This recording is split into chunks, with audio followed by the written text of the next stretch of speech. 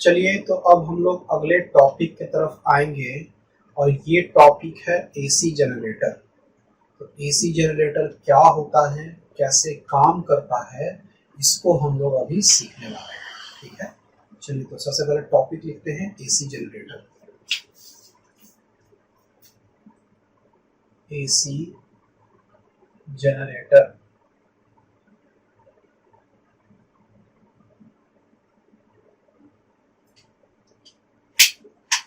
चलिए तो इसको लिखना स्टार्ट करते हैं।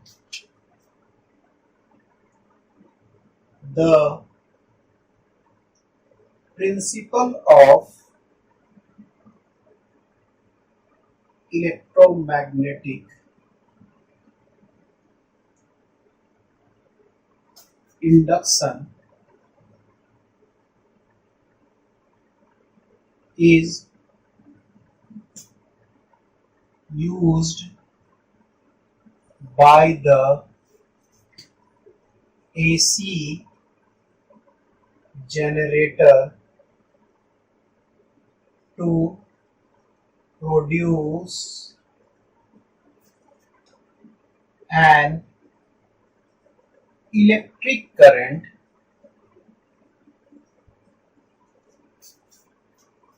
which is of alternating type. So the name AC or alternating current is given। ठीक है, तो ये किस प्रिंसिपल का यूज करता है? इलेक्ट्रोमैग्नेटिक इंडक्शन प्रॉपर्टी का यूज करता है एसी जनरेटर, यानी कि अल्टरनेटिंग करंट जनरेटर। ठीक है, चलिए modern day generator produce nearly 100 megawatt or more of electric power. ठीक है, तो मॉडर्न डे जो एसी जनरेटर है वो 100 मेगावाट या इससे भी अधिक वाला अब यूज होता है। ठीक है, चलिए this AC generator was made by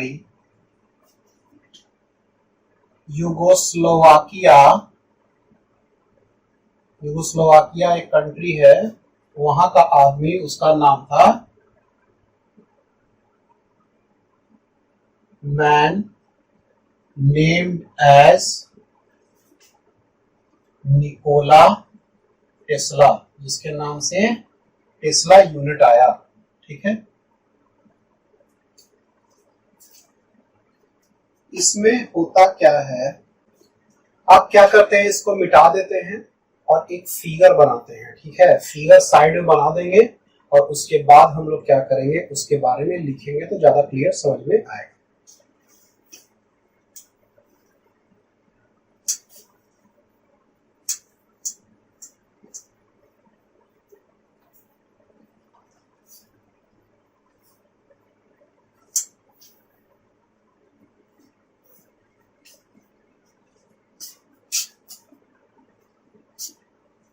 figure उतारा जाए इसको।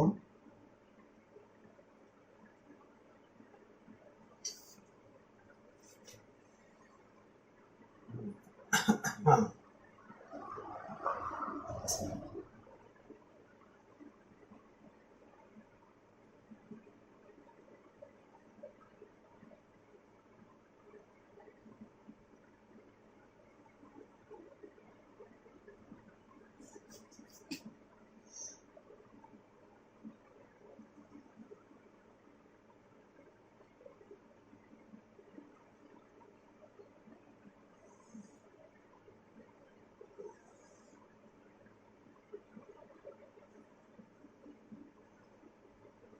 ठीक है, दो मैग्नेट है,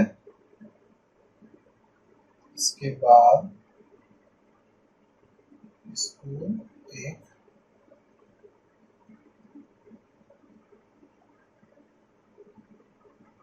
इसको ऐसे बनाते हैं।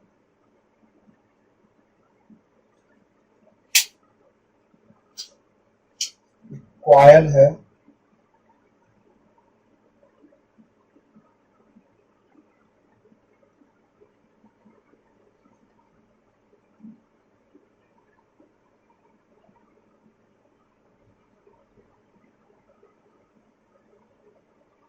कॉइल बीच में लगा दिए हैं। नॉर्थ और साउथ पोल मैग्नेट है दो ठो।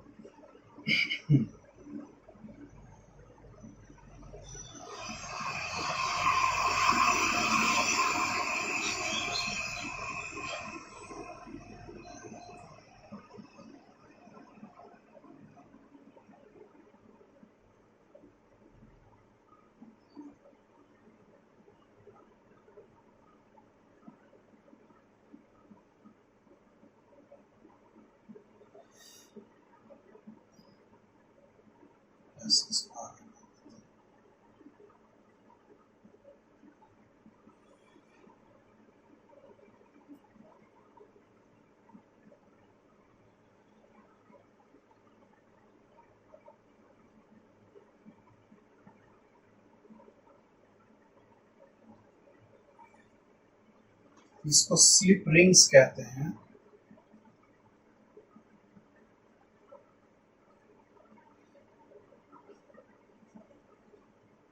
इसको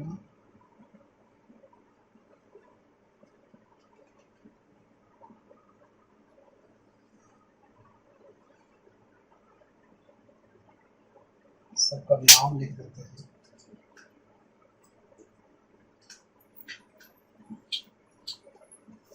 इसको स्लिप रिंग्स कहेंगे, स्लिप रिंग्स।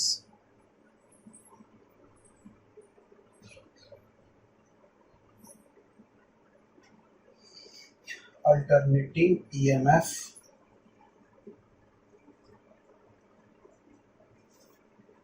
ये हो गया कॉइल, बीच से एक लाइन जाएगा, इसको हम लोग एक्सिल कहेंगे। ठीक है,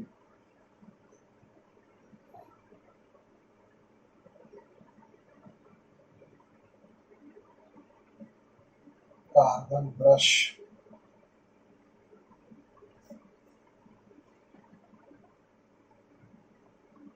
ये जो पार्ट है,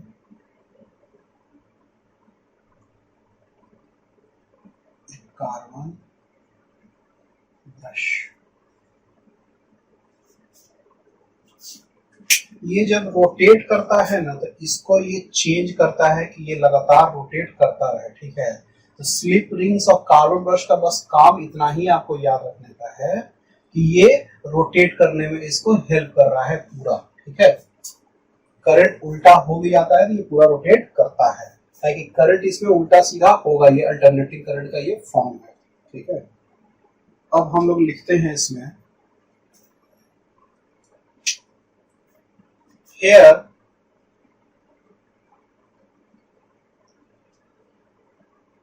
we have a coil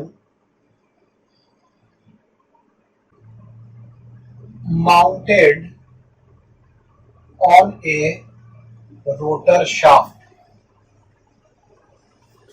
rotor shaft हो गया, माउंटेड हम कर दिए इसको।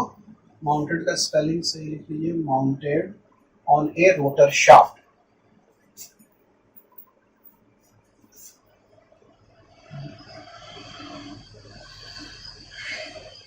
When the rotor shaft rotate, then the coil also rotates। ठीक है, अब देखिए, जब रोटर जो आपका शाफ्ट है वो रोटेट करेगा, जिसके ऊपर ये कॉइल लगा हुआ है, तो कॉइल भी रोटेट करेगा आमतौर पे। अब क्या हो गया है कि ये पूरा जो मैग्नेट का सिस्टम है उसी को रोटेट कराया जाता है। रोटर शाफ्ट बहुत हैवी होने के कारण कि कुछ टूट फूट ना जाए, इसलिए मैग्नेट जो हल्का होता है उसी को रोटेट कराया जाता है। ठीक है, तो कोई भी रोटेट कराया जाएगा तो होगा क्या, हम इसे बताते हैं। Here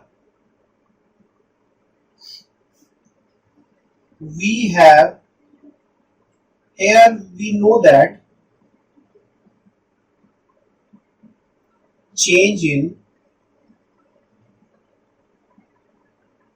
magnetic flux can also be produced by changing the area or the angle between the magnetic field and the area vector.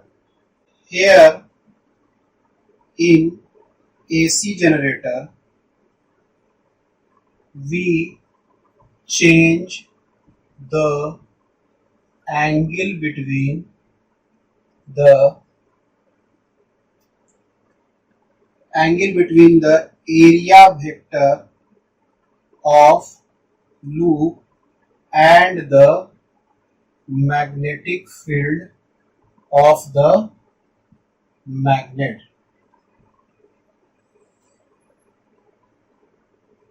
This can be done by rotating the shaft or by rotating the magnet around the shaft. In most cases,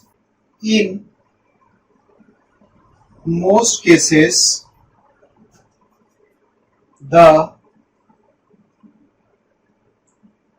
magnet is rotated around the shaft so that the angle is changed. ठीक है, यहां तक उतारिए, इसको मिटाएंगे अब।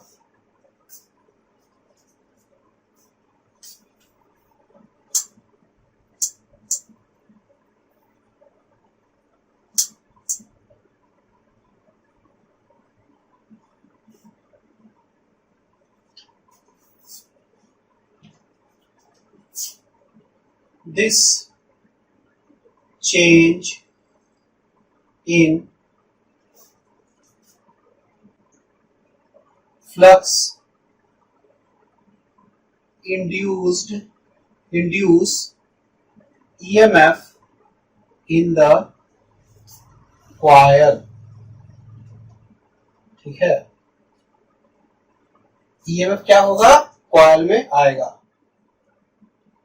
The slip gauge and the carbon brush helps to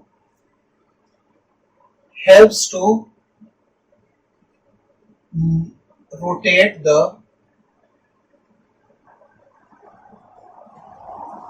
shaft। ठीक है, चलिए यहां पे हो गया। This induced EMF induce electric current which is of alternating type, AC type. ठीक है, यहां तक इसको लिख लीजिए। अब देखिए, now we have magnetic flux phi b as phi b is equal to ba cos theta.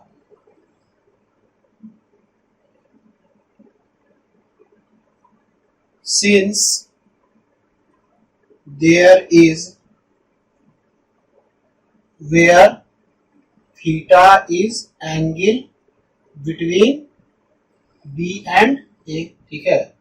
Since there is rotation of angular speed omega, so magnetic field is equal to ba cos, अच्छा ये omega, so theta is equal to omega t.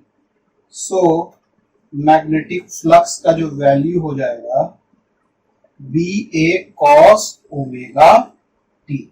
ठीक है, ये आपका हो गया magnetic flux का value ba cos omega t. अब लिखते हैं the EMF induced in the coil will be E is equal to minus d phi b by dt, यानी minus ba cos omega t by dt. अब इसको क्या करते हैं, ba बाहर ले आते हैं और d cos omega t by dt क्या हो जाएगा, माइनस साइन ओमेगा टी, और ओमेगा बाहर निकल जाएगा तो ba sine omega t value EMF का value. So EMF E is equal to ba omega sine omega t. ये ईएमएफ का वैल्यू हो गया. चलिए इसको यहां तक उतारिए, इसको पूरा मिटाएंगे. फिर से लिखना है let there be n turns of the coil, then EMF will be E is equal to nba omega sin omega t. ये हो जाएगा nba omega sin omega t, ताकि हर एक कॉइल से सेम ईएमएफ जनरेट होगा तो उससे n मल्टीपल हो जाएगा. यहां लिखते हैं here nba omega is the maximum value of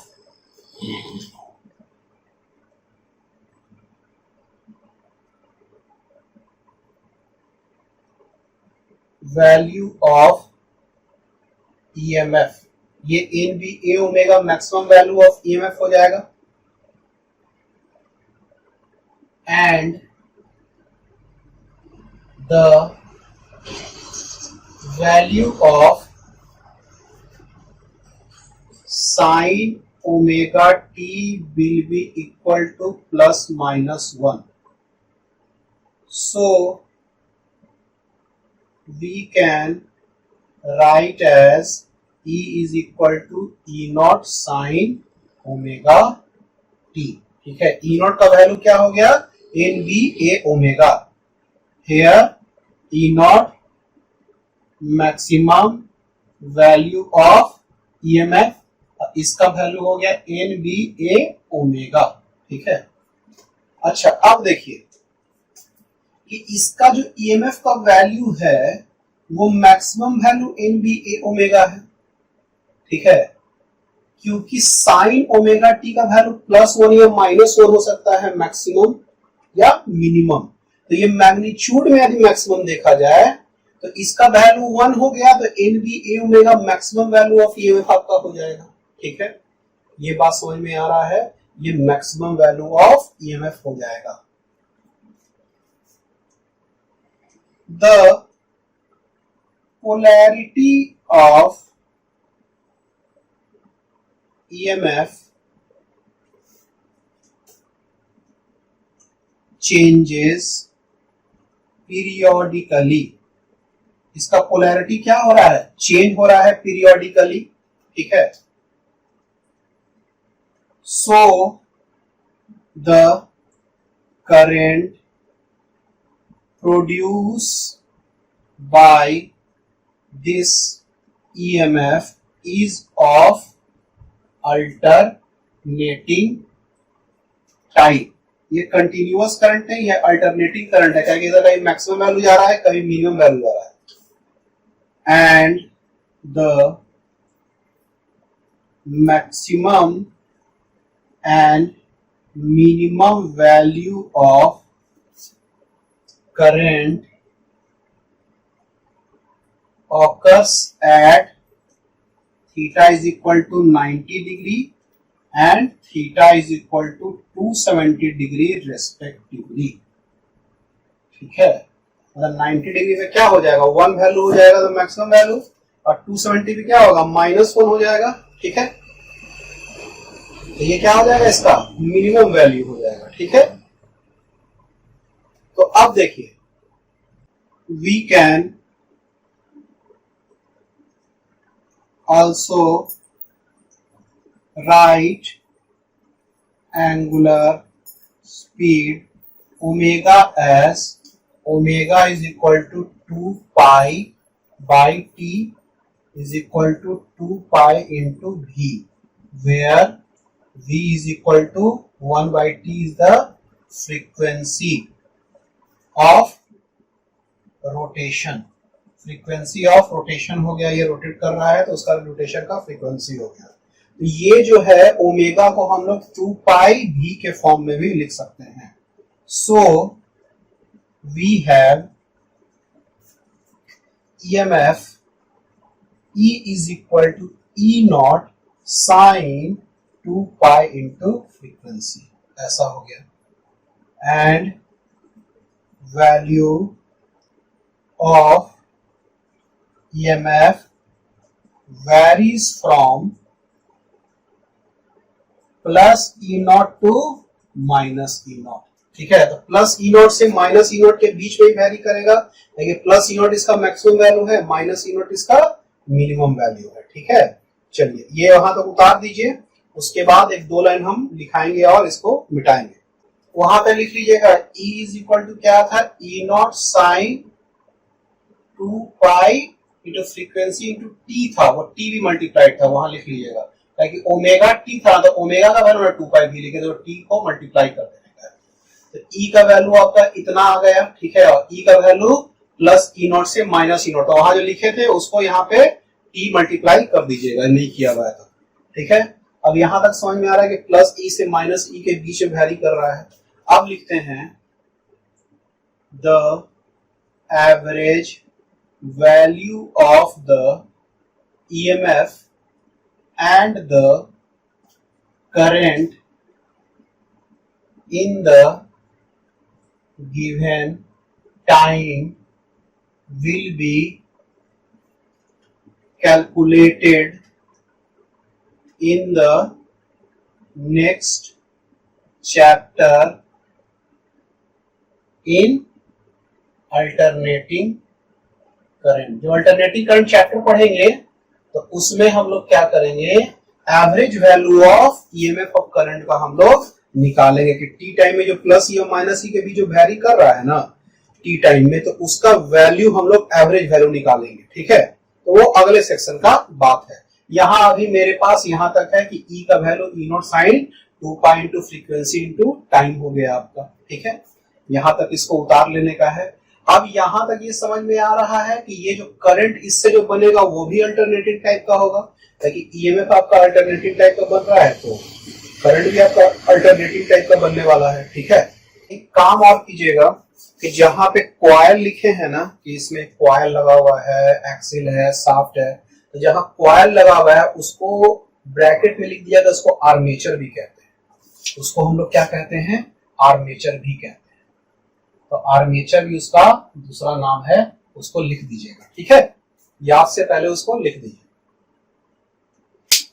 अब चलिए, बात दरअसल ये है कि यहां तक तो हम लोग समझ गए कि अल्टरनेटिंग ईएमएफ और अल्टरनेटिंग करंट क्या हो गया आपका।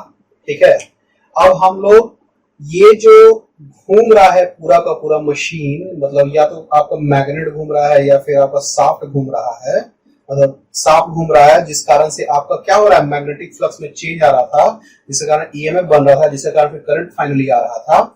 ये घूमने वाला जो सिस्टम है वो किसके द्वारा दिया जाता है, कोई ना कोई पावर होगा। तो हम लोग इस पे लिखते हैं in the AC generator the mechanical energy is converted into electrical energy. Mechanical energy को किसमें हम लोग कन्वर्ट कर दिए, इलेक्ट्रिकल एनर्जी में कन्वर्ट कर दिए। लिखते हैं इन commercial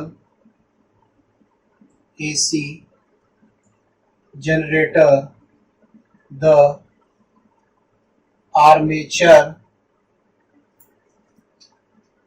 when rotated by the armature is rotated by the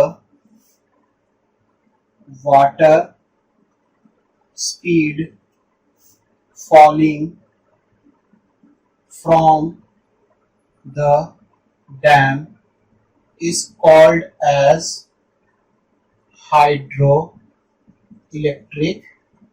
generator. इसको हम लोग क्या कहेंगे, हाइड्रो इलेक्ट्रिक जनरेटर कहेंगे। Sometimes steam is by burning the coal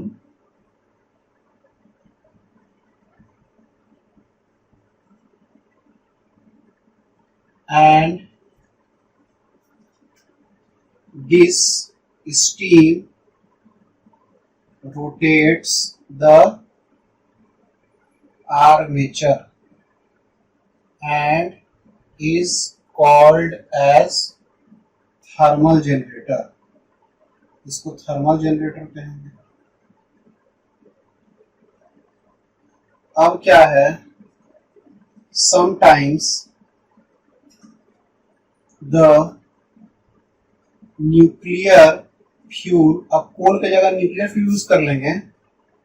nuclear fuel is used to heat the water to generate steam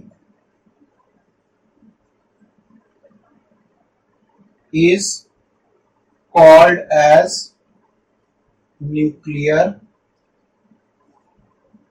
generator. ठीक है, वो nuclear generator हो गया आपका। अब लिखते हैं modern day generator also produce nearly 500 megawatt of power, mean it can light 1 million, ये कितना होता है 10 लाख, 1 million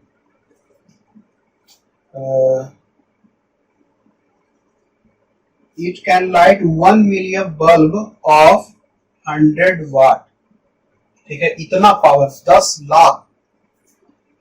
लाख 100 वाट का बल्ब को एक से जला सकता है, इतना पावरफुल जनरेटर अब आ चुका है। ठीक है, चलिए तो अब क्या करते हैं, बस एक दो लाइन इसमें और बचा हुआ है, उसको लिख लिया जाए। इसको मिटाते हैं।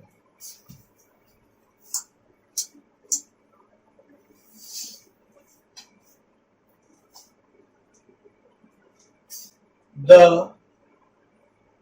frequency of rotation is of 50 hertz।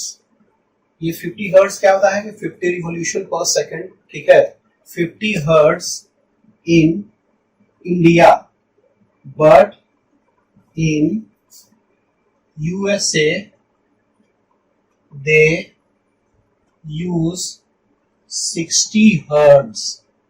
ठीक है, 60 hertz of frequency to generate AC current. AC current, ठीक है। तो अलग अलग कंट्री अपना अलग अलग यूज करता है। इंडिया में 50 हर्ट्ज का रोटेशन होता है, या यूएसए में 60 हर्ट्ज का होता है। इसलिए बहुत सारे इलेक्ट्रिकल अप्लायंस आप यूएसए से इंडिया लाइएगा तो नहीं चलेगा, ठीक है। तो ये चीज को ध्यान रखिएगा। और ये चीज आपका क्या हो गया कि आपका क्या हो गया, इसका अलग अलग पावर का एसी करंट आपका जनरेट होता है अलग अलग कंट्री में, ठीक है। तो ये चीज आपका खत्म हो चुका है एसी जनरेटर। एसी जनरेटर से बस एक छोटा सा सवाल हम लोग करेंगे, उसका एसी जनरेटर आपका खत्म हो जाएगा। चलिए इसको मिटा देते हैं। यहाँ पे एक चीज और लिख लीजिएगा, ये 500 मेगावाट है तो 5 मिलियन लिख लीजिएगा, ठीक है।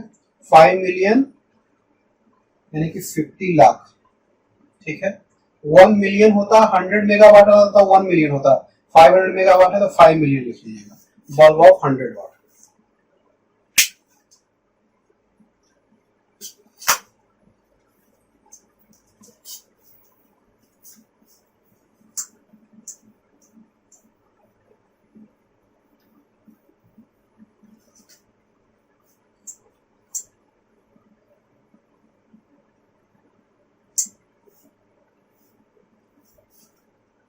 चलिए एक क्वेश्चन उतारते हैं।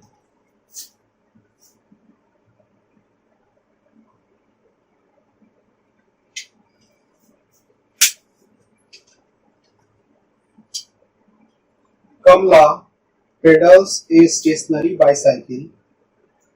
Kamla pedals मतलब क्या करती है, पैर से चला रही है।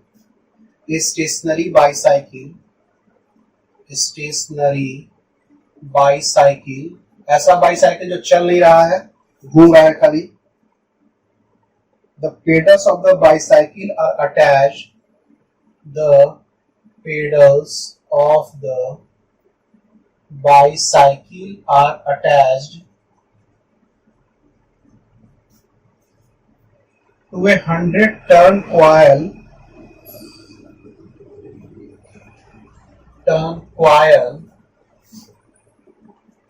of area 0.1 meter square, full stop. The coil rotates at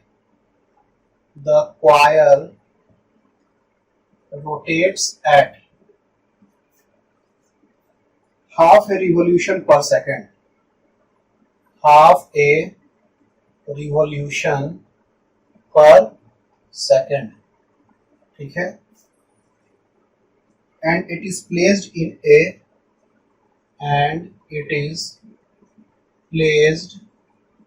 a uniform magnetic field of 0.01 Tesla perpendicular to the axis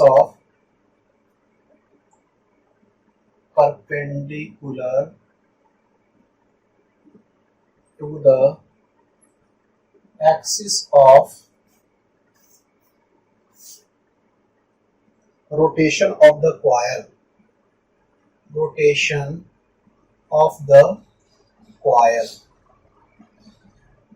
What is the maximum voltage?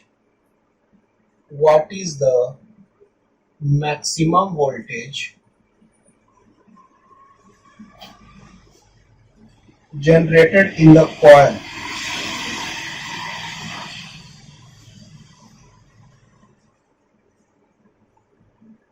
ठीक है। देखिए क्या है, कमला पेडल से stationary bicycle. The pedals of the bicycle are attached to a 100-turn coil of area 0.1 meter square.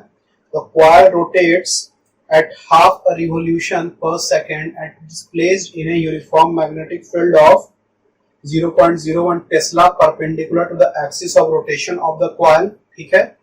What is the maximum voltage generated in the coil, ठीक है।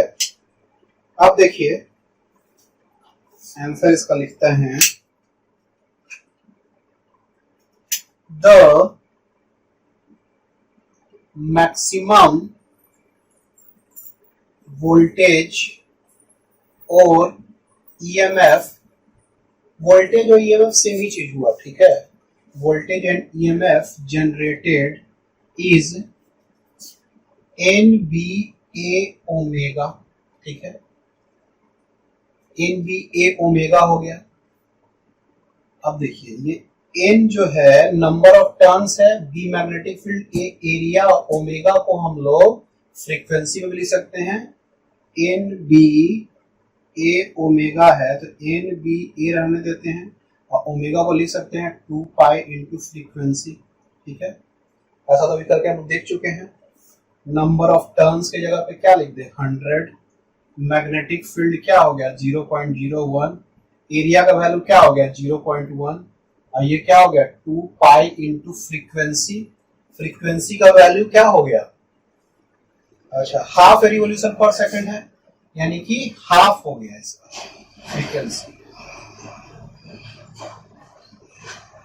Half भी लिख सकते हैं ऐसे, या 0.5 ही हुआ उसका मतलब, ठीक है। अब इसको मल्टीप्लाई किया जाए तो 2 2 कट गया तो क्या बचा पाई, ये 10 का स्क्वायर और ये जो होगा 1/100 तो ऊपर आएगा तो -2, ये आएगा ऊपर तो क्या होगा -1, ठीक है। यही हो गया 2 - 2 कट गया तो pi into 10 to the power minus, यानी कि पाई बाई 10, यानी कि 0.31 क्या हो गया वोल्टेज है, यानी कि 0.31 वोल्ट हो गया इसका आंसर।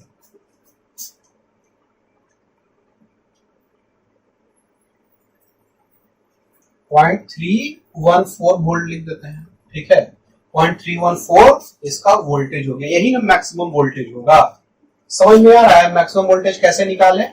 मैक्सिमम वोल्टेज के लिए एन बी ए ओमेगा हम लोग पढ़ चुके हैं पहले, ठीक है। बाद में साइन ओमेगा टी मल्टीप्लाइड होता था तो साइन ओमेगा टी का +-1 मैक्सिमम वैल्यू होगा, ठीक है।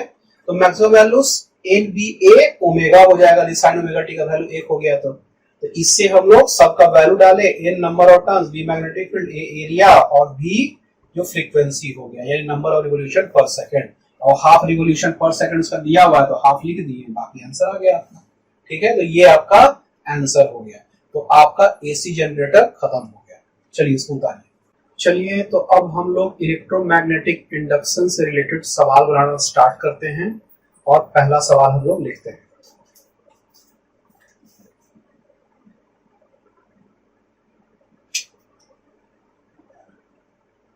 A conducting circular loop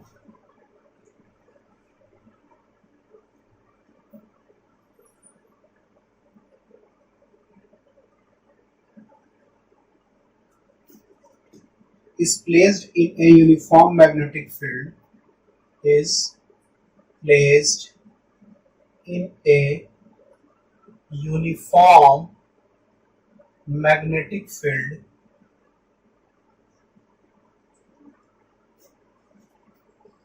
B is equal to 0.020 Tesla with its plane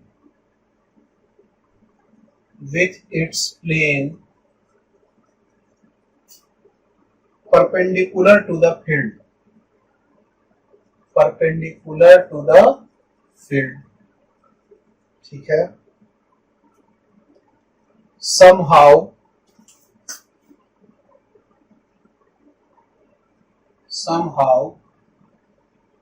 the radius of the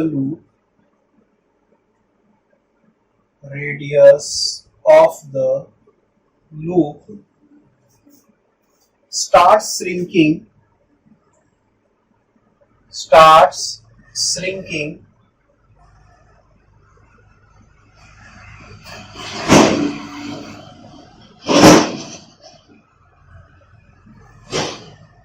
at a constant rate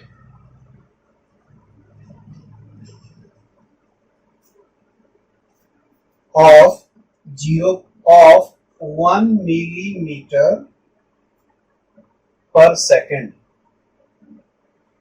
Find the induced EMF.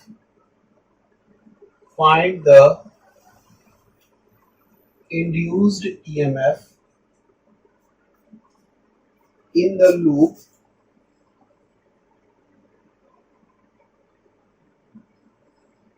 at an instant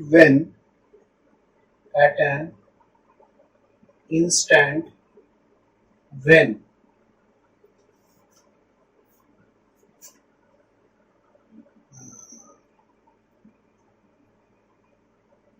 the radius is 2 centimeter. Radius is 2 centimeter. ठीक है, तो question अगर पढ़ दिया जाए, a conducting circular loop is placed in a uniform magnetic field B is equal to 0.020 Tesla with its plane perpendicular to the field. Somehow the radius of the loop starts shrinking at a constant rate of 1 millimeter per second. Find the induced EMF in the loop at an instant when the radius is 2 centimeter. ठीक है,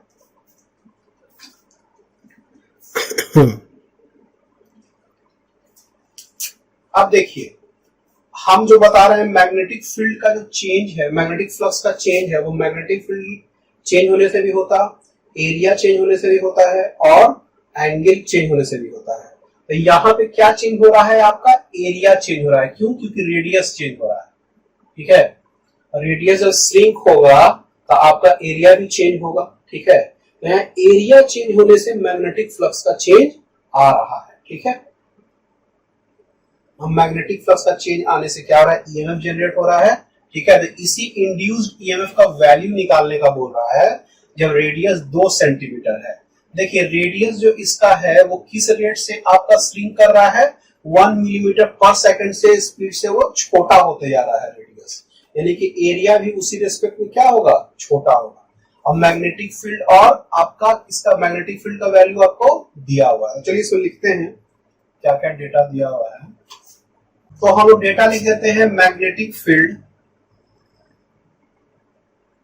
B is equal to 0.020 Tesla, ये आपका हो गया।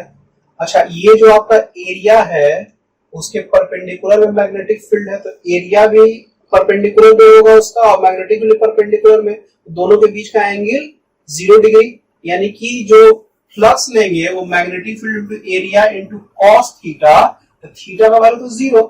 ठीक है, यानी कि बी ए खाली हो जाएगा आपका। अब देखिए magnetic flux phi B is equal to B A cos theta. अच्छा, बी ए और दोनों के बीच का एंगल क्या है, 0 डिग्री, यानी कि बी ए हो गया आपका मैग्नेटिक फ्लक्स का वैल्यू। ठीक है, अब देखिए ये जो एरिया है वो B into pi are square भी हो जाएगा। ठीक है, तो पाई बी आर स्क्वायर आपका मैग्नेटिक फ्लक्स का वैल्यू हो गया। अब देखिए आगे बढ़ते हैं, फाइंड द इंड्यूस्ड ईएमएफ। ठीक है, इंड्यूस्ड ईएमएफ का वैल्यू निकालना है। Induced EMF E is equal to क्या हो जाएगा, ईएमएफ का value minus D phi B by D T. ठीक है, तो इसमें सिर्फ हमको मैग्नीट्यूड चाहिए तो ऐसा लिख देते हैं, तो सिर्फ मैग्नीट्यूड तो ये प्लस ही में रह जाएगा। अब ये क्या हो जाएगा, d pi B are square by D t. अब पाई बी तो बाहर निकल गया, d r square by D T. ठीक है, तो ये जो हो जाएगा pi B d r square by d r into d r by D T. ठीक है, तो ये हो गया पाई बी इंटू 2r और ये d r by D t, यानी कि 2 pi B r d r by D t. ये आपका किसका वैल्यू हो गया, ईएमएफ का वैल्यू हो गया। ठीक है, तो हमको यही ना इंड्यूस्ड ईएमएफ का वैल्यू निकालने का है।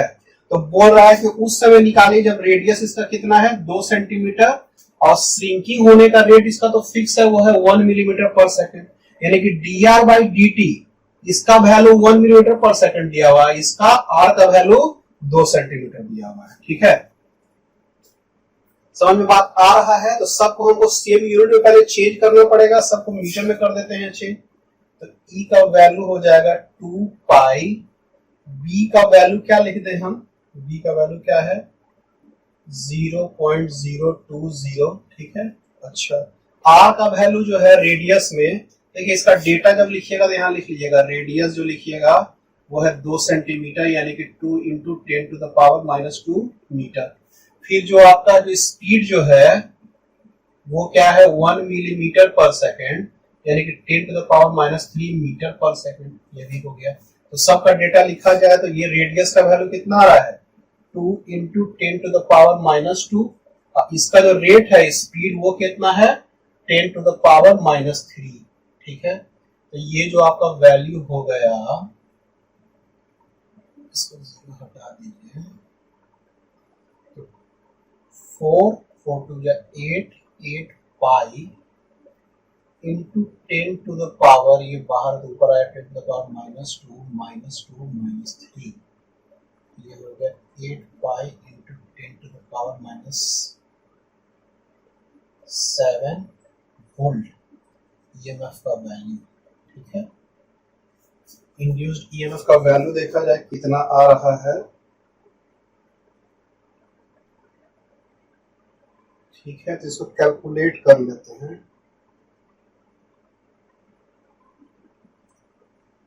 कैलकुलेट किया जाए इसका, ये 8 गुना 3.14 25.12, ये 25.12 इंटू 10⁻⁻7 वोल्ट। और इसमें हम क्या करते हैं, इसको हम छोटा करेंगे तो ये बड़ा हो जाएगा 2.5 इंटू 10⁻⁻6 वोल्ट यानी कि 2.5 माइक्रो वोल्ट, यानी कि ई का वैल्यू जो आ रहा है 2.5 माइक्रो वोल्ट आपका आंसर आएगा। ठीक है, तो 2.5 माइक्रो वोल्ट इसका आंसर भी है। ठीक है, ये बात समझ में आ रहा है कि हम कैसे इसका ईएमएफ निकाले। रेडियस निकाल लिए, इसका 2 सेंटीमीटर को मीटर में कर दिए, स्पीड जो है उसका 1 मिलीमीटर पर सेकंड को मीटर पर सेकंड में कर दिए। मैग्नेटिक फील्ड जो बोल रहा है वो आपका 0.020 टेस्ला बोल रहा है, वो लिख लिए। Magnetic flux B A cos theta, B A cos 0 degree, इससे मैग्नेटिक फ्लक्स का वैल्यू आ गया।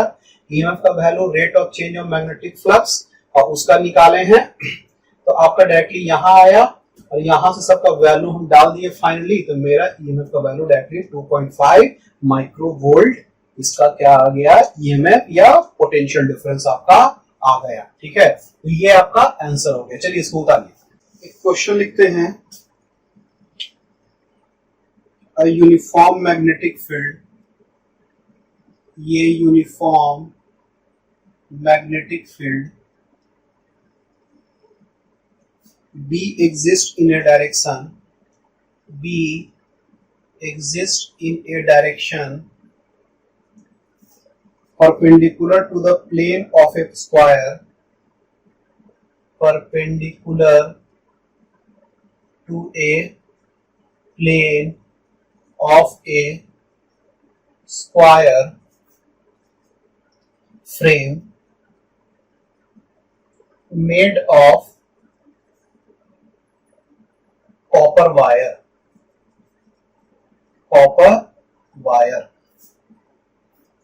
The wire has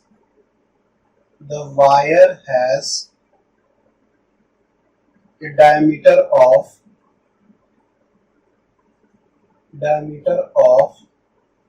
2 mm and a total length of 40 centimeter and a total length of 40 centimeter. The magnetic field changes. The magnetic field changes with time at a steady rate. With time at a steady rate, dE by dt is equal to 0.02 Tesla per second. Find the current induced in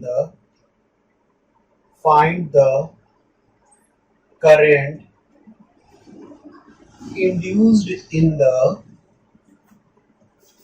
frame. Full stop. resistivity of copper is equal to resistivity of copper is equal to 1.7 into 10 to the power minus 4 watt metre. ठीक है,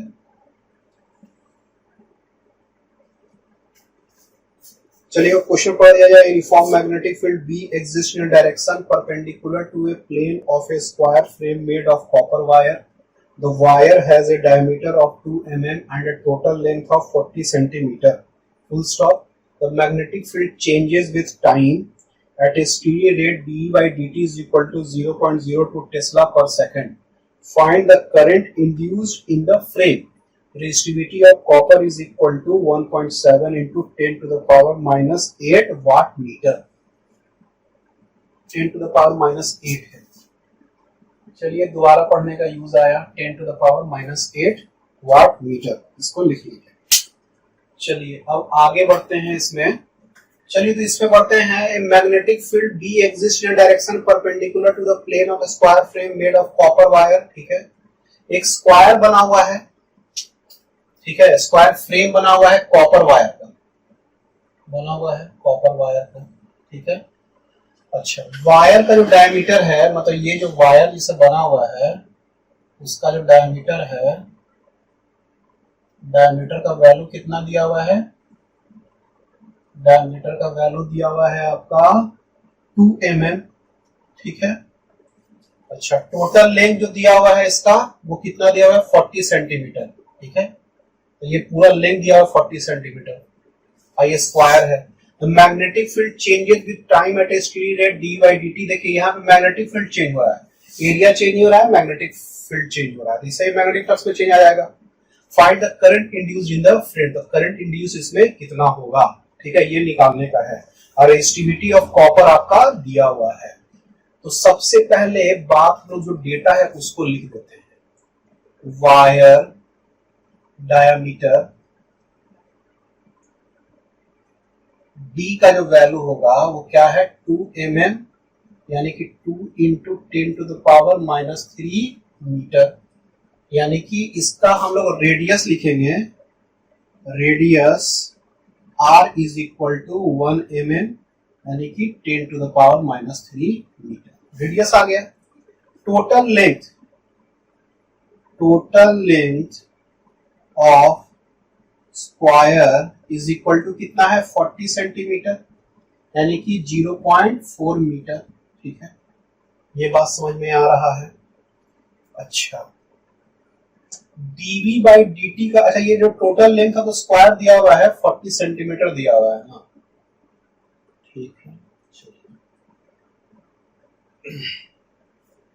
तो total length जो होगा 40 centimetre दिया हुआ है। इसका मतलब ये स्क्वायर का जो लेंथ होगा, जैसे मान लीजिए कि ये a लेंथ का है तो इसका वैल्यू क्या है? 4a होगा। ठीक है, ये भी लेंथ a का होगा, क्योंकि स्क्वायर में सबका लेंथ a, तो ये 4a का वैल्यू हो गया। तो a का वैल्यू हो जाएगा, ये क्या हो जाएगा? Length of side of square. a का वैल्यू क्या हो जाएगा? 10 सेंटीमीटर। ये 10 सेंटीमीटर 0.1 मीटर आपका हो जाएगा। ठीक है, ये a का वैल्यू आ गया आपके पास। अच्छा magnetic field changes with the rate of इतना। अच्छा dv बाई dt का जो वैल्यू है वो आपको दिया हुआ है 0.02 टेस्ला पर सेकंड। सर स्टैंडर्ड फॉर्म इसको चेंज करने की जरूरत नहीं है। करंट हमको निकालने का है इस फ्रेम में, करंट कितना फ्लो करेगा। रेजिस्टिविटी जो है, रेजिस्टिविटी उसका value 1.7 into 10 to the power minus 8 watt metre दिया। तो स्टैंडर्ड फॉर्म में इसको भी चेंज करने का जरूरत नहीं है। ठीक है, तो अब हम निकालें कैसे कि करंट इसमें निकालने का। Find the current induced in the frame. तो चेंज इन फ्लक्स से आपका करंट इंड्यूस होता है, तो हम लोग लिख देते हैं फ्लक्स जो वैल्यू होगा 5b का वो magnetic field into area vector का डॉट प्रोडक्ट, यानी बी ए कॉस थीटा। अच्छा मैग्नेटिक फील्ड जो आपका है perpendicular to the plane of square, यानी कि दोनों के बीच एंगल 0, यानी कि बी ए cos 0 यानी कि BA मैग्नेटिक फ्लक्स का वैल्यू। तो मैग्नेटिक फ्लक्स का वैल्यू हम लोग ऐसे लिख सकते हैं, मैग्नेटिक फील्ड का वैल्यू दिया हुआ है, नहीं दिया हुआ है, ठीक है। तो मैग्नेटिक फ्लक्स का वैल्यू इतना हो गया। अब देखिए ईएमएफ का जो बात होगा, EMF E is equal to क्या होगा, तो ईएमएफ का मैग्नीट्यूड ही खाली हम लोग लिखते हैं, तो ये क्या हो जाएगा d phi B by D t.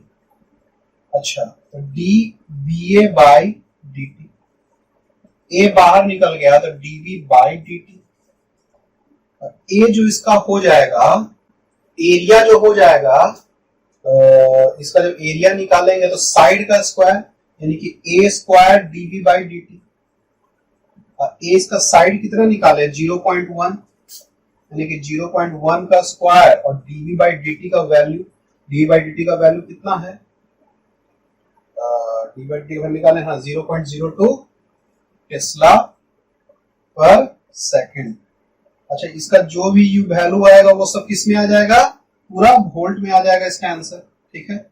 अच्छा, 1/10 1/100 यानी कि 10 to the power -2, 2 into 10 to the power -2, 2 into 10 to the power -4 volt.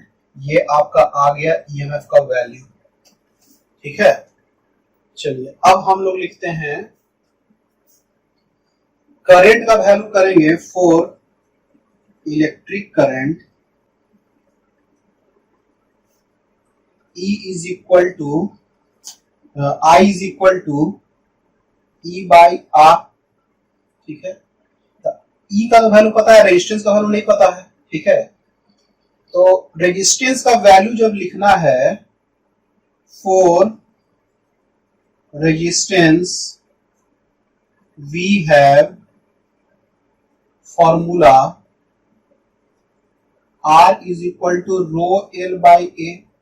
रो क्या होता है, रेजिस्टिविटी, रेजिस्टिविटी है ना, रेजिस्टिविटी, इसको ब्रैकेट में रो भी लिख दीजिएगा, इसका वैल्यू दिया हुआ है 1.7 into 10 to the power -8। अच्छा, इसका जो L जो पूरा लेंथ दिया हुआ है, यानी 4A लेंथ दिया हुआ है 0.4 यानी कि 0.4, ठीक है। अच्छा, इसको ऐसे डायरेक्टली कर सकते हैं, L जो होगा, L रहेगा, एरिया क्या होता है, अच्छा एरिया जो है इसका रेडियस है ना, ठीक है, इसको हटा दीजिए। ये क्या हो गया आपका, L का वैल्यू 0.4, और एरिया जो इसका हो जाएगा, क्रॉस सेक्शन एरिया का बात कर रहा है ये वायर का, तो वायर का क्रॉस सेक्शन एरिया क्या होगा, pi are square, pi into r square यानी कि 10 to the power -3 का स्क्वायर। ये आ जाएगा ओम में, आपका आंसर आ जाएगा, ठीक है। चलिए इसको कैलकुलेट किया जाए।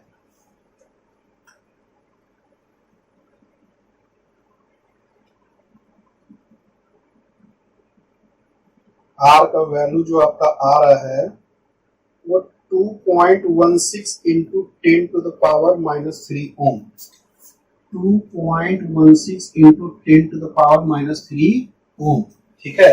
अब यही रेजिस्टेंस का वैल्यू डालेंगे और ई का वैल्यू यहां से डालेंगे, दोनों डालेंगे तो करंट का वैल्यू निकल जाएगा, यही तो निकालना है हमको।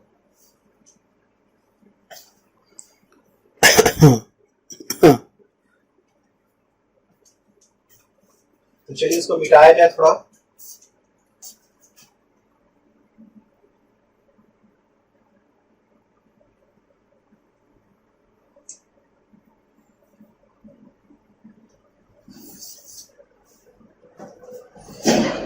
We have I is equal to E by R।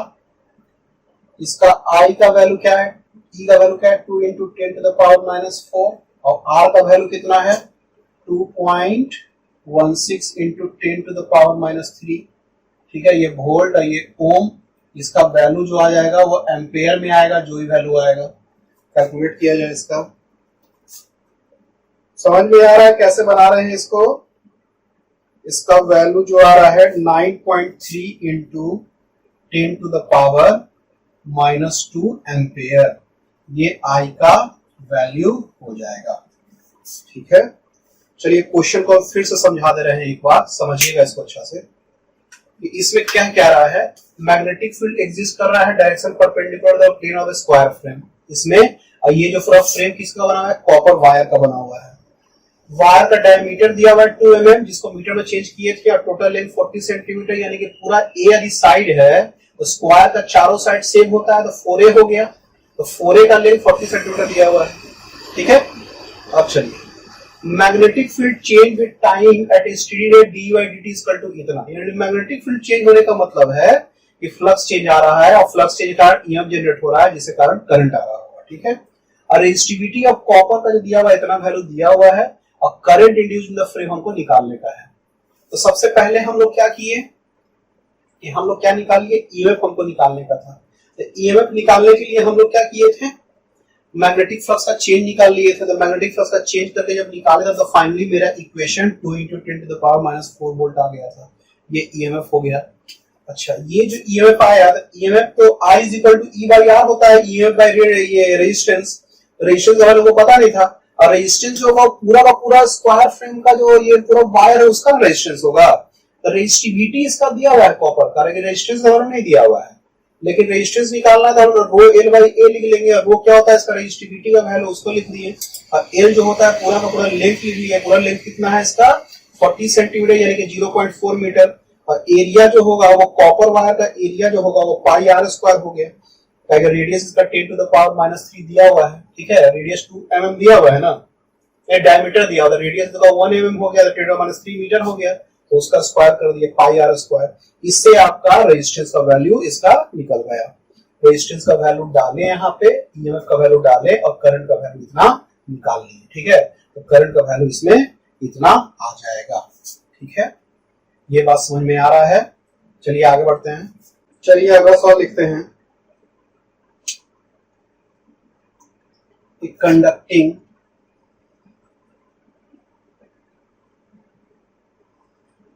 Circular loop of face area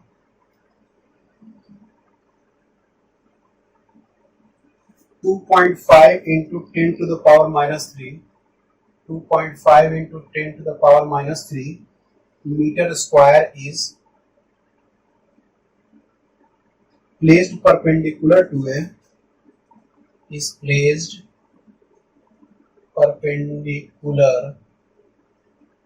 to a magnetic field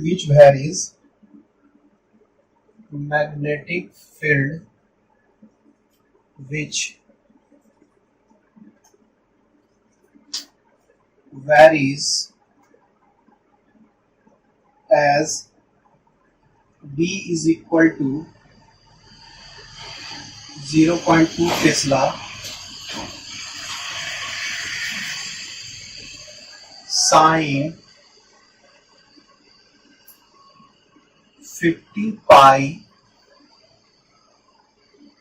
per second t, ठीक है।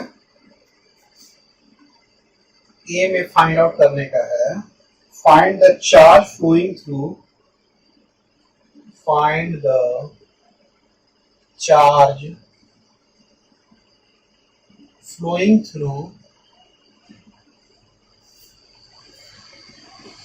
any cross section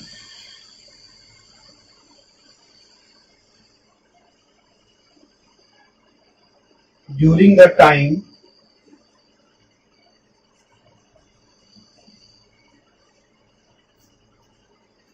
t बराबर 0 to t बराबर 40 मिली सेकेंड, ठीक है। बी में if the resistance of the loop is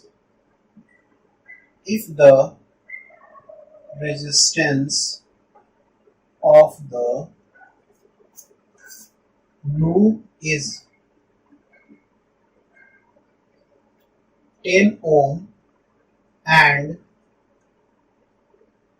10 ohm, find the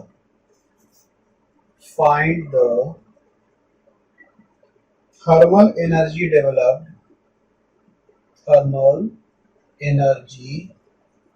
developed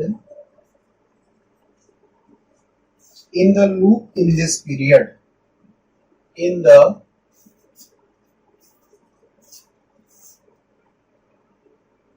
loop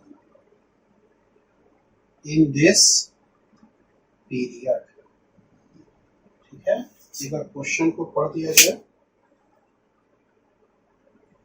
Conducting circular loop of face area 2.5 into 10 to the power minus 3 meter square is placed perpendicular to a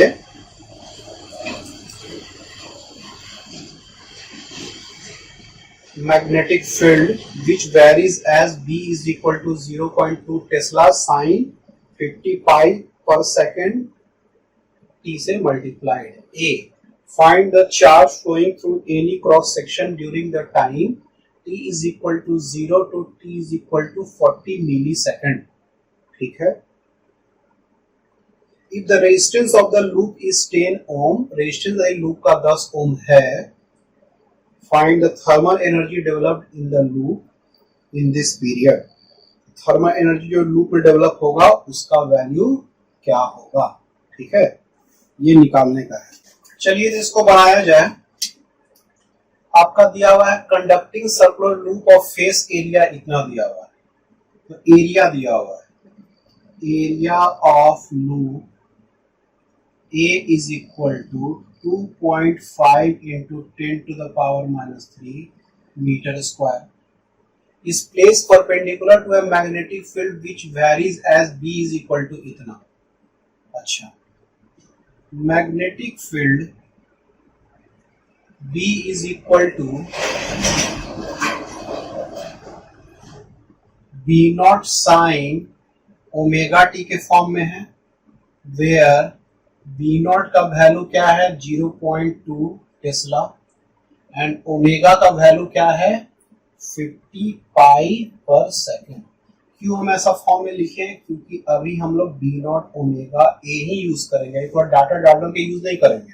इससे क्या होगा, मेरा equation जो है बहुत ही complex हो जाएगा। तो सिर्फ हम लोग सिंबल डाल के अभी क्या है सब चीज बनाने वाले हैं। ठीक है, फाइनली जब मेरा आंसर लाना है तो वहां पे सबका बी नॉट का ओमेगा का ए का वैल्यू डाल देंगे। ठीक है, कोई दिक्कत का बात नहीं है। Find the charge flowing through any cross section during the time t is equal to 0 to t is equal to 40 millisecond. तो इसमें जो है टाइम 0 से 40 मिली सेकेंड के बीच में कितना फ्लो करेगा चार्ज, उसका वैल्यू निकालना है इस क्रॉस सेक्शन से। ठीक है, यानी कि उसमें क्या हो रहा है कि आपका देखिए यहाँ पे मैग्नेटिक फील्ड जो इस फॉर्म में है, तो magnetic field plus B naught और माइनस बी नॉट में आगे पीछे ये घूमेगा मैग्नेटिक फील्ड। तो मैग्नेटिक फील्ड वेरी कर रहा है ना, साइन ओमेगा टी का वैल्यू प्लस माइनस 1 ना होता है, तो इसका B का वैल्यू प्लस बी नॉट और माइनस बी नॉट के बीच में ही रहेगा। यानी कि मैग्नेटिक फील्ड चेंज कर रहा है, यानी जो मैग्नेटिक फ्लक्स का जो चेंज आ रहा है वो मैग्नेटिक फील्ड के चेंज होने के कारण हो रहा है। ठीक है, तो ये ईएमएफ जनरेट करेगा, ये करंट भी जनरेट करेगा। ठीक है, तो करंट जब जनरेट होगा तो उसे चार्ज फ्लो होगा। करंट फ्लो होना मतलब क्या हुआ, चार्ज का फ्लो होना। वही चार्ज का फ्लो हो रहा है कि इतना टाइम में कितना चार्ज फ्लो होगा। अच्छा, if the resistance of the loop बोल रहा है 10 ओम है मान लीजिए, तो find the thermal energy developed in the loop in this period, यानी कि इसी टाइम में कितना थर्मल एनर्जी डेवलप होगा वो भी निकालना है। ठीक है, चलिए तो आगे बढ़ते हैं। यहां तक कितना लिख लिए, ए का वैल्यू, बी का, बी नॉट का वैल्यू, ओमेगा का वैल्यू लिख लिए। अच्छा, चार्ज का वैल्यू हमको निकालने का है, तो देखिए कैसे निकालते हैं चार्ज का वैल्यू। सबसे पहले हमको क्या करना है, ईएमएफ का वैल्यू निकालना है। पहले फ्लक्स का वैल्यू निकालते हैं। Magnetic flux phi B is equal to क्या हो जाएगा, बी डॉट ए। ठीक है, तो ये क्या हो जाएगा, बी ए कॉस 0, यानी कि बी ए का है कि ये परपेंडिकुलर नहीं जा रहा है। देखिए परपेंडिकुलर टर्म लिखा हुआ होता है हमेशा, तो परपेंडिकुलर होने का एंगल 0 बन रहा है, तो कॉस 0। तो ये क्या हो गया, बी ए हो गया। तो ये क्या हो गया, बी ए हो गया, कॉस 0 का वैल्यू है कि यानी बी ए मैग्नेटिक फ्लक्स का वैल्यू। तो मैग्नेटिक फ्लक्स का जो वैल्यू होगा वो बी का वैल्यू कितना है, B naught sine omega T, और एरिया का वैल्यू क्या है, तो एरिया का वैल्यू ए ही ले लेते हैं। ये क्या हो जाएगा, A B naught sine omega T, simple form में आ गया अभी। अब क्या होगा, ईएमएफ का जो वैल्यू होगा, EMF generated E is equal to minus D phi B by D T, तो ये जो हो जाएगा minus D A B naught sine omega T by D T. तो ये जो ईएमएफ का वैल्यू हो जाएगा ए बी नॉट तो बाहर निकल जाएगा, अच्छा ये बाहर निकलेगा माइनस निकलेगा, D sine theta by D T क्या, डी ओमेगा टी क्या हो जाएगा, तो इसका हो जाएगा कॉस ओमेगा टी, ठीक है। अच्छा और ये जो ओमेगा है वो ओमेगा यहाँ मल्टीपल में आ जाएगा, यदि इसको ऐसे नहीं समझ में आ रहा है तो कभी ऐसे लिख लिया कीजिए, माइनस डी ऐसे लिखिए इसको, E is equal to minus A B naught d sine omega T by D omega T, और d omega T by D T, ऐसा हो गया। डी ओमेगा टी कट गया, डी टी खाली बचा हुआ, पहले भी उसे ही था। अब देखिए ये क्या हो गया, माइनस ए बी नॉट, ये ओमेगा बाहर निकल जाएगा, D T by D T तो एक हो जाएगा, तो ए बी नॉट ओमेगा और D sine theta by D theta क्या होता है कॉस, यानी कॉस ओमेगा टी आपका आ गया।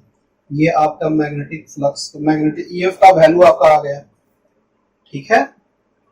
ये समझ में आ रहा है, ईएमएफ का वैल्यू मेरा इतना आ गया। अब चलिए लिखते हैं, अब इसमें लिखते हैं हम लोग minus A B naught cos omega T. अब हम लिखते हैं टाइम पीरियड, ऐसा भी लिखने की जरूरत नहीं है। अब हम लोग लिखते हैं करंट, पहला पार्ट है ना, current induced in the loop I is equal to E by R, इसका रेजिस्टेंस, तो ये क्या हो जाएगा minus A B naught omega by R resistance of the loop, और ये क्या हो जाएगा कॉस ओमेगा टी, ठीक है। इतना तक वैल्यू आ गया करंट का। अब हमको क्या करने का है, चार्ज का बात कर रहा है ना, तो I इज इक्वल टू क्या होता है D Q by D T, charge rate of flow of charge is equal to क्या हो गया A B naught omega by R cos omega T, तो डी क्यू का वैल्यू क्या हो जाएगा minus A B naught omega by R cos omega T D T, ऐसा कर देंगे, ठीक है। अब क्या होगा कि यहां पे करेंगे, इस तरह से भी इसको लिख सकते हैं minus A B naught omega by R cos omega T D omega T D T by D omega T, ऐसा हो गया। तो ओमेगा बाहर आ जाएगा एक ठो, तो ये ओमेगा ओमेगा काट देगा, तो minus A B naught by R, और ये क्या हो जाएगा cos omega T D T का जो इंटीग्रेशन लेंगे, ठीक है, इसमें इंटीग्रेशन का साइन बना दीजिए, इंटीग्रेशन लेंगे तो इधर जो हो जाएगा Q charge, total Q charge हो जाएगा, और cos omega T D T का जब इंटीग्रेशन जब हम लोग लेंगे तो वो क्या हो जाएगा, ये हो जाएगा साइन ओमेगा टी। अच्छा ये जो साइन ओमेगा टी होगा वो जीरो से बोल रहा है, टाइम कहां तक गया है 40 मिली सेकेंड तक, 40 मिली सेकेंड तक गया, 0 to 40 मिली सेकेंड।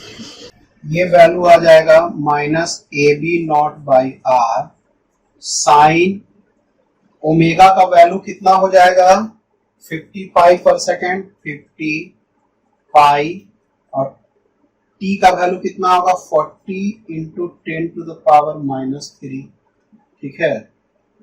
ये इतना आ गया, और माइनस साइन जीरो, तो साइन जीरो का वैल्यू जीरो ही हो जाएगा, इतना ही वैल्यू रह जाएगा। इसको थोड़ा अलग से कैलकुलेट किया जाए, ठीक है।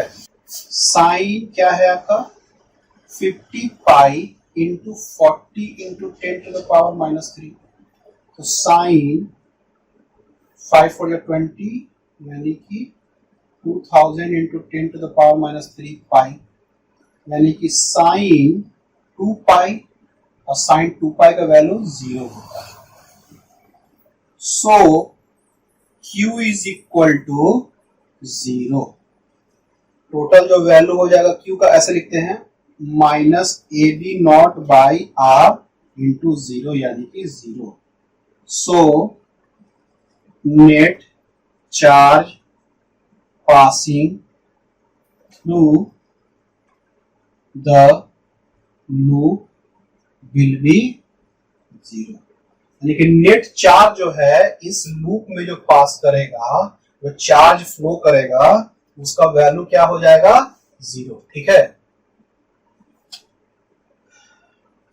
तो ये बात समझ में आ रहा है कि नेट चार्ज आपका जीरो हो गया। ठीक है, पहला तो निकल गया मेरा 40 मिली सेकेंड में। अब अगला में आते हैं, if the resistance of the loop is 10 ओम। इसमें रेजिस्टेंस यानी कि ये वाला आर है, ये आर का वैल्यू आपको दिया हुआ है 10 ओम। तो find the thermal energy developed in the loop in this period. ठीक है, तो थर्मल एनर्जी हम लोग निकालते हैं। फॉर, ये बी पार्ट का आंसर होगा, for thermal energy we have power P is equal to I square R। तो dq by dt, ये q क्या है? हीट है, तो बड़ा वाला q है, dq by dt। अच्छा, ये q यहाँ लिखा हुआ है, तो ये q चार्ज है, ये क्या है? थर्मल एनर्जी है। तो इसको हम लोग छोटा q से डिनोट करते हैं, इसको बड़ा से कर दिए, तो I स्क्वायर R। तो dq इज इक्वल टू क्या होगा? I square R dt। ठीक है, यही आपका टोटल थर्मल एनर्जी हो जाएगा। ये क्या हो जाएगा? जीरो से Q, टोटल थर्मल एनर्जी। ये Q और ये Q में कंफ्यूज मत कीजिएगा, ये Q चार्ज है और ये Q आपका क्या है? थर्मल एनर्जी है, टोटल थर्मल एनर्जी।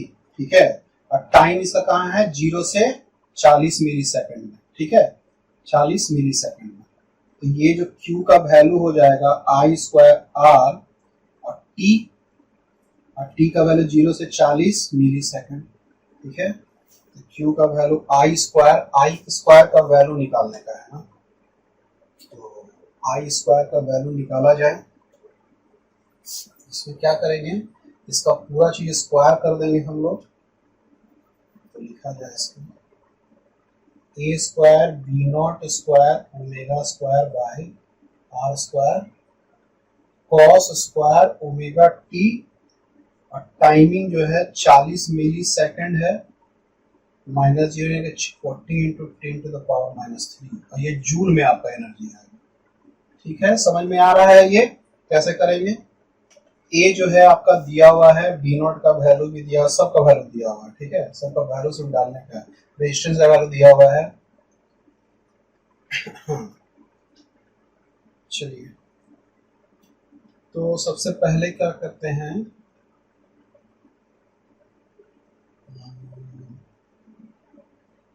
ए स्क्वायर का वैल्यू यानी कि 2.5 इंटू 10 टू द पावर -3 का स्क्वायर, बी नॉट का स्क्वायर यानी कि 0.2 का स्क्वायर, ओमेगा स्क्वायर यानी कि 55 का square, cos square omega T. Cos omega T का वैल्यू आप निकाल लीजिए। ठीक है, कॉस ओमेगा टी का वैल्यू जो होगा, यहाँ पे ब्रैकेट में लिखिएगा, कॉस ओमेगा टी का वैल्यू क्या आना चाहिए? इसको ऐसे लिखते हैं, ये जो Q जो होगा वो क्या हो जाएगा? ये चार्ज हो, ये आपका क्या होगा? हीट एनर्जी हो जाएगा। इसमें कंफ्यूजन मत होइएगा, दूसरा Q से वो Q वाला चार्ज था, ये थर्मल एनर्जी है Q। ये Q इज इक्वल टू क्या हो गया? I स्क्वायर R, ये I का ही वैल्यू है ना, तो ये जो हो गया I स्क्वायर R, यानी कि A naught square B naught square omega square by R square cos square omega t into R और डी टी, ऐसा हो गया। और इसका टाइम का वैल्यू 0 से 40 मिली सेकेंड तक जा रहा है।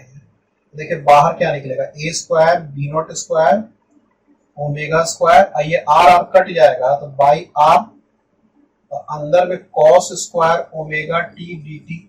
ठीक है, 0 से 40 मिली सेकेंड, बाद में सेकंड में चेंज कर देंगे हम लोग। तो ये क्या हो गया? A square B naught square omega square by R cos square, देखिए ये होता है cos 2 theta is equal to 2 cos square theta minus 1, यानी कि 2 cos square theta is equal to 1 plus cos 2 theta, और cos square theta is equal to 1 plus cos 2 theta by 2। तो इस form में इसको लिख देते हैं, इसको यहाँ ब्रैकेट में अलग से लिख दीजिएगा। तो ये हो जाएगा 1 plus cos 2 omega T by 2, या 2 यहाँ आ जाएगा। इसका जो वैल्यू है 0 से 40 मिली सेकेंड अभी भी आ रहा है, ठीक है। चलिए तो इसको हम लोग कैलकुलेट किया जाए, इसका वैल्यू डाला जाए, और ये dt से मल्टीप्लाइड है ना, ऐसे हो गया। तो ये हो जाएगा q का value a square B naught square omega square by 2r t plus cos 2 omega t है ना, cos 2 omega t into D T. इसका जो वैल्यू हो जाएगा t plus sine 2 omega t by 2 omega, इसका अभी भी 0 से 40 मिली सेकेंड हो गया, ठीक है। तो अब सब का वैल्यू डालने का है, ठीक है।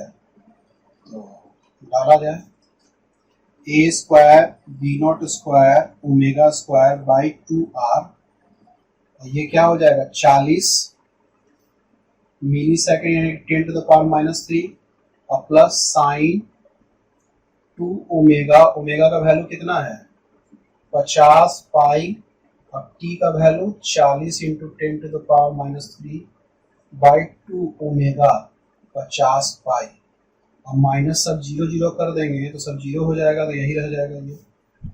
अब a स्क्वायर का वैल्यू डालिए, b नॉट का वैल्यू डालिए 0.2 टेस्ला, ओमेगा का फिर डालिए बाई 2r, r का वैल्यू, रेजिस्टेंस का वैल्यू कितना दिया हुआ है 10 ओम दिया हुआ है, तो इसका सब वैल्यू डाल ही देते हैं 2.5 into 10 to the power minus 3 का स्क्वायर, बहुत लंबा कैलकुलेशन जाएगा, बी नॉट का स्क्वायर 0.2 का स्क्वायर, ओमेगा का स्क्वायर 50 पाई का स्क्वायर बाई 2, और रेडियस ये रेजिस्टेंस का वैल्यू कितना दिया हुआ है 10 ओम, तो 10, और फिर बाकी अंदर वाला जैसे है सेम उतार दीजिए, ठीक है। तो सब कैलकुलेट करके हम आंसर डायरेक्टली फाइनली लिख दे रहे हैं, ठीक है। आप लोग कैलकुलेट कीजिएगा, इसका वैल्यू आएगा 1.25 into 10 to the power minus 5 joule, इसका वैल्यू आएगा 1.25 into 10 to the power minus 5 joule. ये आपका टोटल हीट जनरेटेड हो जाएगा, ठीक है। टोटल थर्मल एनर्जी डेवलप जो है वो ये वैल्यू आ जाएगा 1.25 into 10 to the power minus 5 joule, ठीक है। तो ये प्रॉब्लम खत्म हो गया है, इसको उतार लीजिए, इसको थोड़ा सा कैलकुलेट करने का थोड़ा मेहनत कीजिए, ठीक है।